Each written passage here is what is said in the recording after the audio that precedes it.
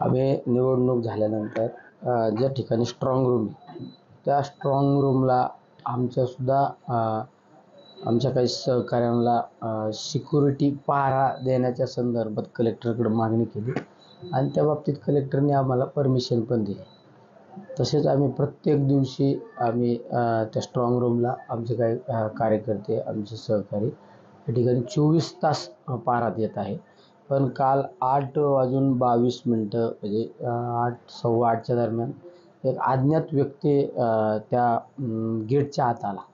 ज्या ठिकाणी पोलिसाचा पहारा आहे, CRPFचा पहारा आहे, आर्मीचा पहारा आहे, त्या ठिकाणी येऊन ज्या बाजूला मेन गेट आहे त्या बाजूला एक डिव्हाइस ठेवलेले आहे आणि त्या ठिकाणी मोबाईल काढून काही छेडछाड करण्याचं आमच्या कार्यकर्त्यांच्या लक्षात आल्यानंतर त्यांनी माझ्याशी संपर्क केला आणि मी सुद्धा रात्री कलेक्टरशी बोललो.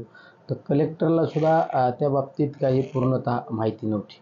ज्यावेळेस त्या कार्यकर्त्याला आमच्या सहकाऱ्यांकडून विचारणा झाल्यानंतर त्यांनी सांगितलं की मला जिल्हाधिकाऱ्यांनी त्या ठिकाणी परमिशन दिलेली आहे.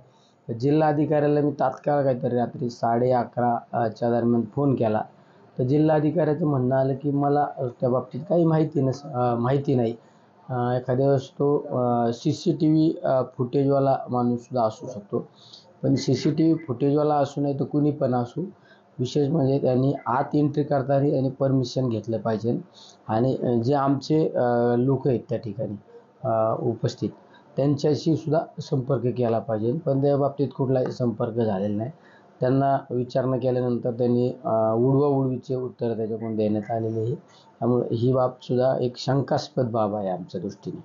आज सकाळी त्या बाबतीत ट्विटसुद्धा मी केलेलं आहे. निवडणूक आयोगाला सुद्धा त्या बाबतीत त्या ठिकाणी पत्रव्यवहार करणार आहे. प्रशासनाने जरी सांगितलं अधिकृत माणूस, तर त्या बाबतीत त्याच्याकडे एखादा ID कार्ड पाहिजे.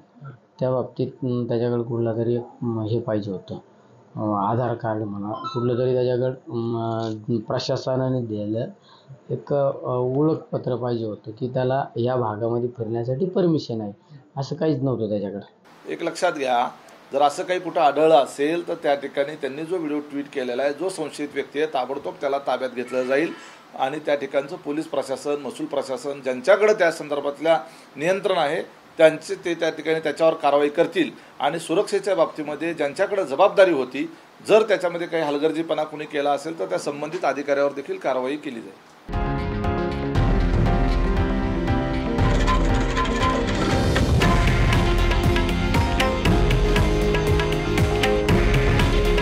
हे आहे देशातील नंबर 1 न्यूज नेटवर्क आणि आपण पाहत आहात TV9 मराठी. काळजी तुमची, हित महाराष्ट्राचं.